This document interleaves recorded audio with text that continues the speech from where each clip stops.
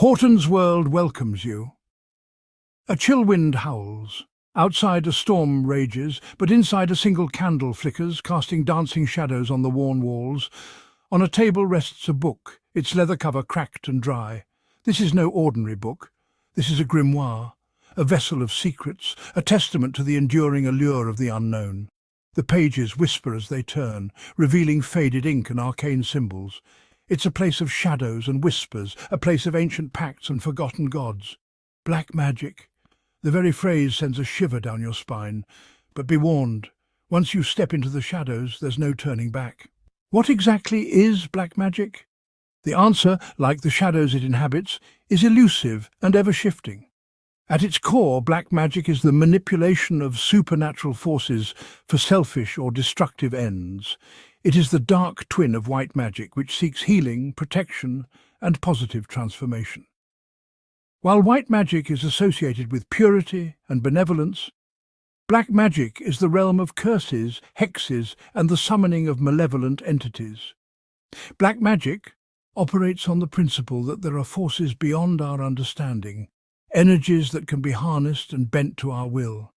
But such power comes at a price. It whispers promises of wealth, love, and revenge, but its gifts are often poisoned chalices, leaving behind a trail of destruction and despair. The line between black and white magic is not always clearly defined. What one culture considers evil, another may embrace as a necessary tool for survival. The difference often lies in the intent of the practitioner and the consequences of their actions. And yet, there is a pervasive sense of dread associated with black magic, a recognition of its potential to corrupt and destroy. Despite its association with darkness, black magic is not inherently evil. Like any tool, it can be used for good or ill, depending on the hand that wields it. History is replete with stories of healers and shamans who walk the line between worlds, using their knowledge of herbs, rituals, and spirits to heal the sick and protect the vulnerable. In some cultures, black magic serves as a form of folk justice, a way to right wrongs when traditional means fail. The wronged may seek out a practitioner to place a curse on their enemy, hoping to bring about justice or retribution. Whether such practices are morally justifiable is a question that has been debated for centuries. The danger of black magic lies in its seductive allure. The promise of power, especially power that can be used to manipulate others or influence events, is a potent temptation. It preys on our deepest desires, our fears, and our vulnerabilities, whispering that we can control our destiny if we are willing to pay the price. But the cost of wielding such power is often far greater than we can imagine. Black magic can consume the practitioner, twisting their desires, warping their souls, and ultimately leading them down a path of destruction. It is a dangerous game, one where the stakes are high and the consequences dire. If you enjoy this video so far, please like and subscribe. It really helps the channel grow. And as always, thank you. Now back to the video. The origins of black magic are shrouded in the mists of time, lost in the echoes of ancient civilizations. Whispers of these forbidden practices linger, etched in crumbling ruins and faded texts. In ancient Egypt, necromancy flourished. Priests and magicians sought to communicate with spirits, believing the dead possessed knowledge and power. The rites of the dead. Necromancy's allure spread from Egypt to Greece and Rome. Across these cultures, communicating with the dead was a constant desire. Greek necromancers were both revered and feared. They summoned spirits to answer questions and reveal secrets. Orpheus descended to the underworld for Eurydice, showing art's power. Romans, too, were drawn to necromancy. They sought guidance from spirits and practiced divination. Roman authorities often cracked down on necromantic practices. Necromancy offered hope and a connection to the unseen world. Curses, weapons of whispers and shadows. Curses, another cornerstone of black magic, have haunted humanity since the dawn of civilization. The belief that words have power, that a spoken curse can bring about misfortune or even death, is a recurring theme in mythology, folklore, and history. In ancient cultures, curses were often seen as a form of vengeance, a way to strike back at one's enemies from the shadows.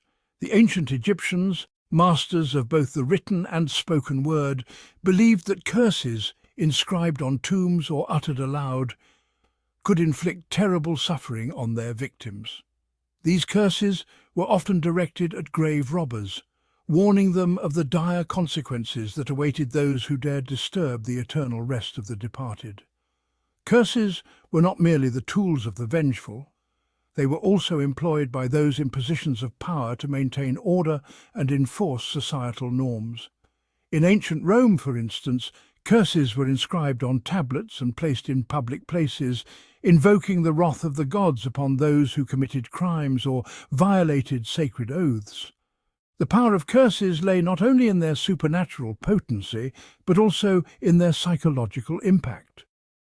The fear of a curse, the belief that one had been marked for misfortune, could be a powerful weapon in itself, capable of undermining an enemy's resolve or even driving them to madness. Curses, whispered in the darkness, became potent weapons in the arsenal of black magic, their power fueled by fear and belief, the devil's grip. As the Roman Empire crumbled and Christianity spread across Europe, the ancient world's fascination with black magic did not disappear. Instead, it morphed, fueled by religious fervour and a growing fear of the devil. The medieval mind, steeped in superstition, found a convenient scapegoat in witchcraft. The medieval church played a significant role in shaping the narrative of witchcraft. The devil became a palpable threat, an insidious force seeking to corrupt humanity. Witches were seen as the devil's disciples, driven by malice to spread disease and suffering.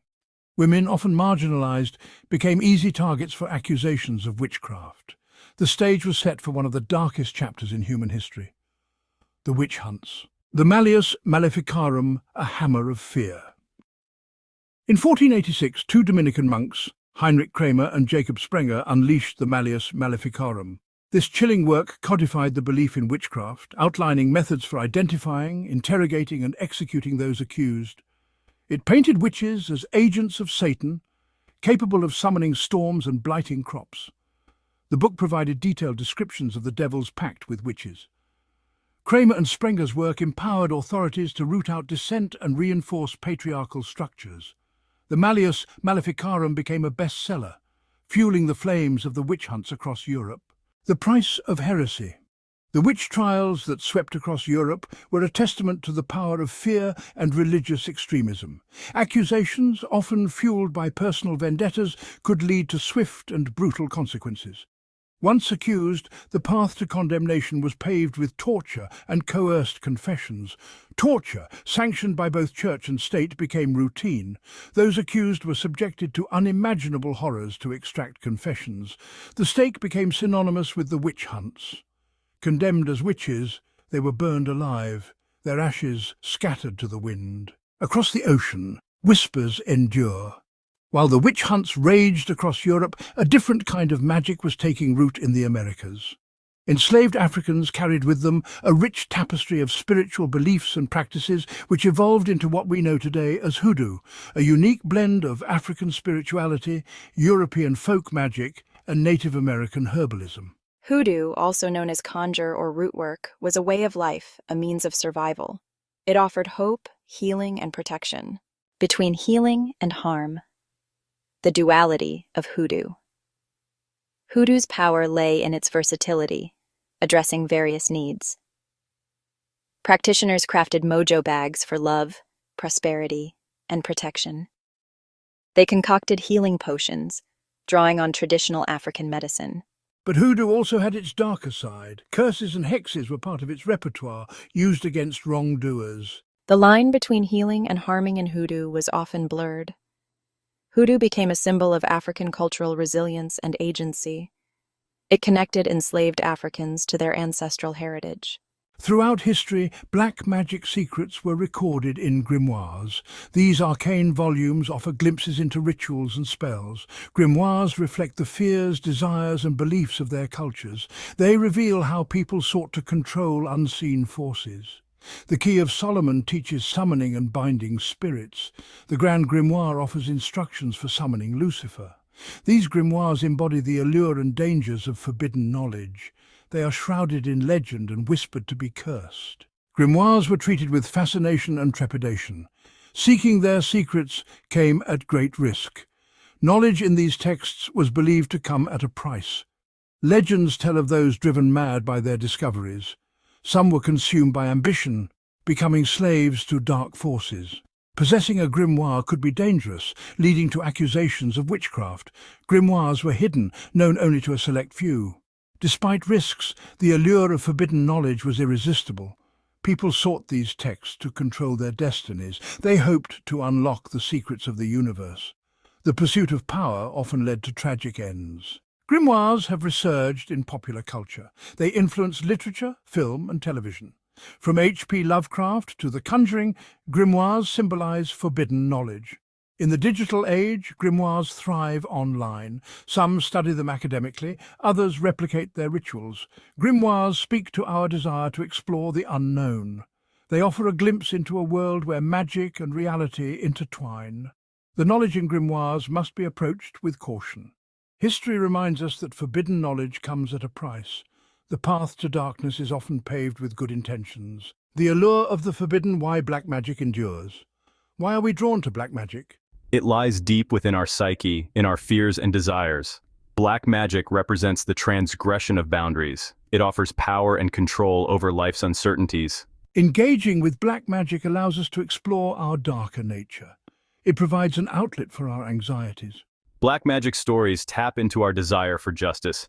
They embody a primal urge to right wrongs. Curses and hexes satisfy our need for retribution. These stories resonate with our sense of fairness. They allow us to vicariously experience justice. Shadows of the mind, fear, control, and the human psyche. Black magic reminds us of our vulnerability. It taps into our primal fears of the unknown. These fears serve an evolutionary purpose. They keep us vigilant and cautious. Black magic stories provide a safe space to confront these fears. The desire for control is central to our fascination with black magic. It offers the illusion of mastery over our destinies. Through rituals, we seek to influence events. Engaging with these practices provides a sense of agency. We feel less like passive observers. Black magic reflects our quest for meaning and control. It taps into our deepest fears and desires. The 20th century changed black magic's portrayal. It exploded onto the silver screen, captivating audiences. Hollywood recognized its box office potential. Early films depicted demonic possession and witchcraft. Films like The Exorcist and Rosemary's Baby terrified audiences. Later, black magic found new life in the fantasy genre. Films like The Craft explored modern-day witches. Blockbusters like Harry Potter brought black magic to the mainstream. These films normalized black magic in popular culture. Black magic in media has shaped our cultural landscape. Its imagery is now part of popular culture. The fashion industry embraced black magic aesthetics. Gothic and occult imagery are evident in fashion. Music, especially heavy metal, is influenced by black magic. Bands incorporate occult themes into their music. This offers a cathartic release for fans. The internet has revived interest in occult practices. People seek guidance and connection through these practices. The internet connects like-minded individuals. The allure of power versus its cost is a constant tension. The desire to influence fate is as old as humanity. But is power worth the price? History offers a sobering perspective. Witch trials remind us of the dangers of fear and ignorance. Labeling something as black magic demonizes practitioners. Fictional portrayals show the tragic ends of black magic. Those who seek to control forces often become slaves to them. The darkness can consume the practitioner. Not all magic is dangerous, some traditions are healing. The line between black and white magic is often blurred. It depends on perspective and cultural context. The dark allure of black magic persists. It reflects our fascination with the forbidden. Black magic offers a seductive antidote to anxieties. It's more than spells. It's a reflection of ourselves. It tells a story about power and ambition. It challenges us to confront our inner shadows. Our journey into black magic leaves us with unease. What would you sacrifice for power? The answer lies in understanding our capacity for darkness and light. And ask yourself, do you believe? Do you dare to explore the unknown, to confront the shadows that lurk in the dark corners of our world? We may stumble upon truths more unsettling than the shadows themselves. Thank you for joining us on this incredible journey through the history of black magic. If you enjoyed this video, please give it a thumbs up and consider subscribing to Horton's World for more explorations into the world's most fascinating myths and legends. And don't forget to hit the notification bell so you never miss an episode. We'd love to hear your thoughts in the comments below. What other mythical creatures or legends would you like us to explore next? Share your ideas and let's keep the flame burning bright. And as always, stay curious,